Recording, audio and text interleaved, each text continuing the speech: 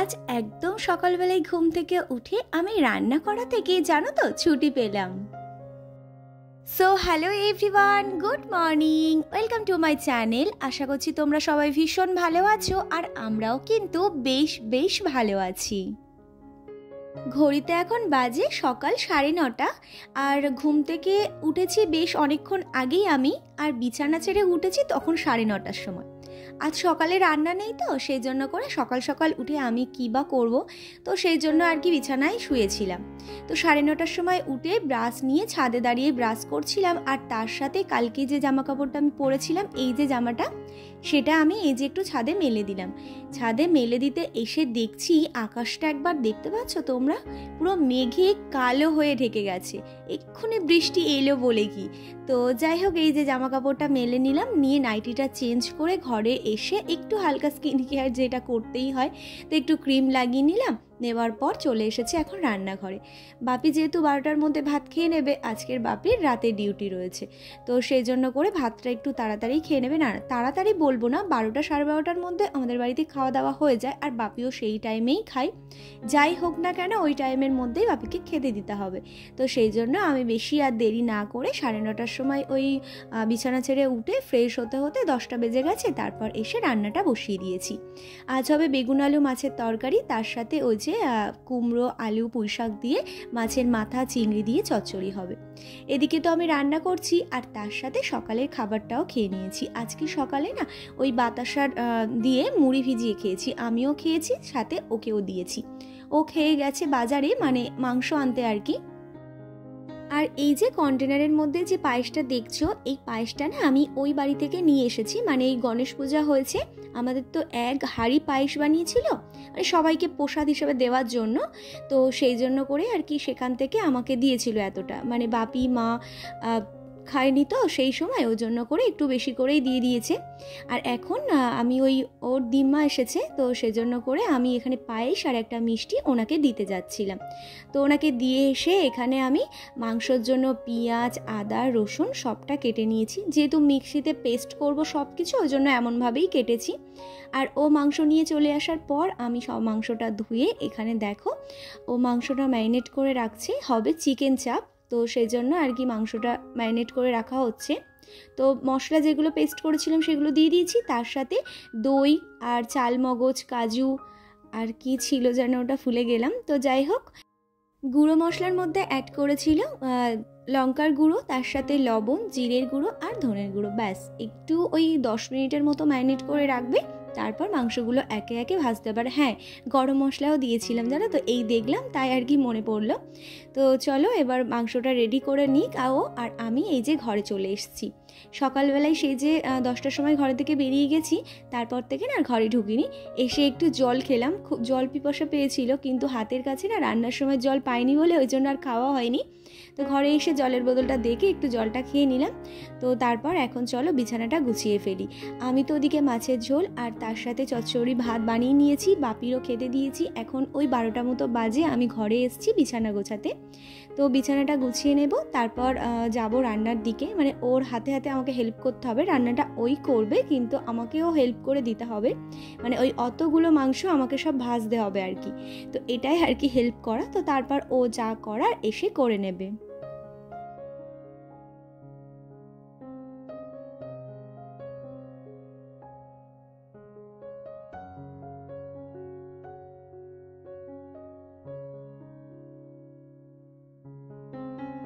আর এই ব্যাগের মধ্যে কি আছে বলো তো? এই যে এই ব্যাগের মধ্যে না একটা মানি প্ল্যান্ট গাছ রয়েছে। আমি শুনেছি মানি প্ল্যান্ট গাছ নাকি চুরি করে এনে লাগাতে হয়, জানি না গো, এটা আমার জানা নেই, সবাই বলে তো সেই জন্য করে আমি ওই কালকের ভাইয়ের মামার বাড়িতে গেছিলাম।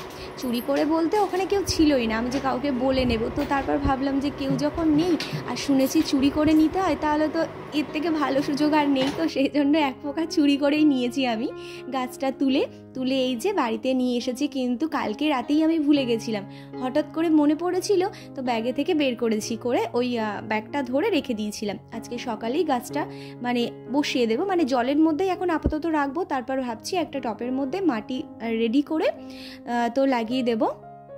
তো তারপর এই যে ঘরটা এখন পরিষ্কার করে নিয়েছি, পরিষ্কার করে নেবার পর ঘরটা এখন বেশ ভালো করে ঝাড় দিয়ে নেব। ঘরটা ঝাড় দিয়ে ঘরটা মুছে নিচে চলে এসেছি।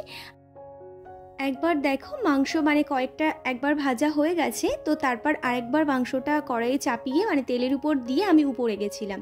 উপরে গিয়ে বিছানা গুছিয়ে তারপর এই যে নিচে এসে সমস্ত মাংসগুলো একে একে ভেজে নিলাম। তো তারপর ও চিকেন চাপটা রেডি করে নিয়েছে। রেডি করে নেবার পর আমরা সবাই না খেয়ে নিয়েছি। তো খাওয়া দাওয়া করতে আমাদের প্রায় 3:10-15 এরকম হয়ে গেছে, তখন আমরা খেতে বসেছি।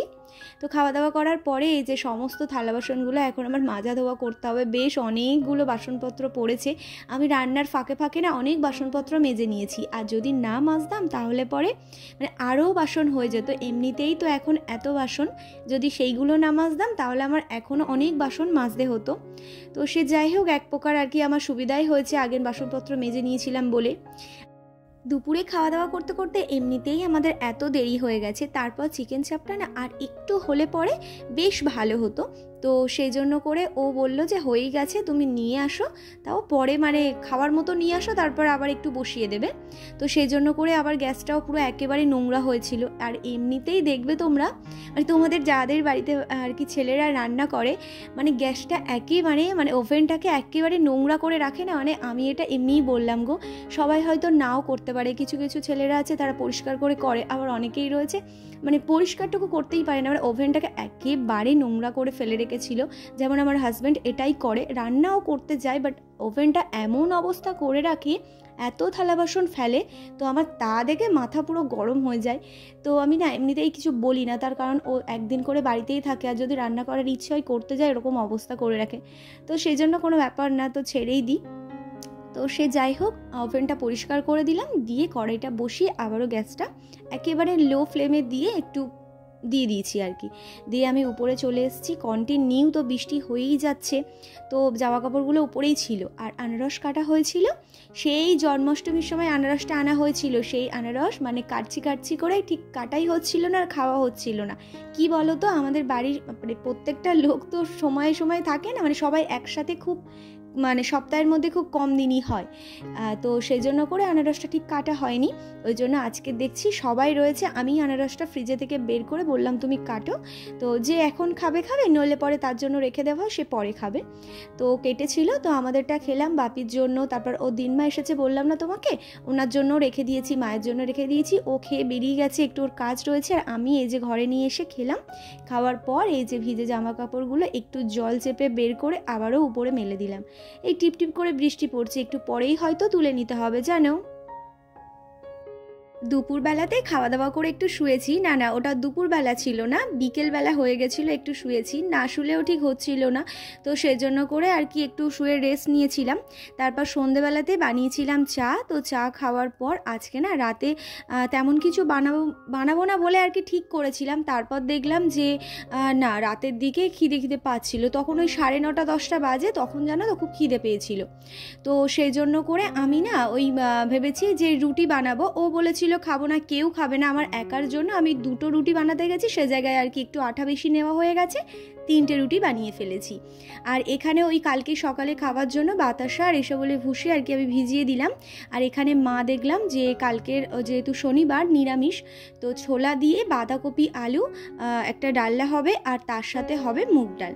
তো এই যে আমি আটাটা মেখে নিয়েছি, আটাটা মেখে তারপর আর কি 2টো গোল গোল করতে গিয়ে না দেখো 3টে হয়ে গেছে। তো সে যাই হোক, 3টে এখন বেশ ভালো করে বেলে রুটিগুলো ভেজে নেব।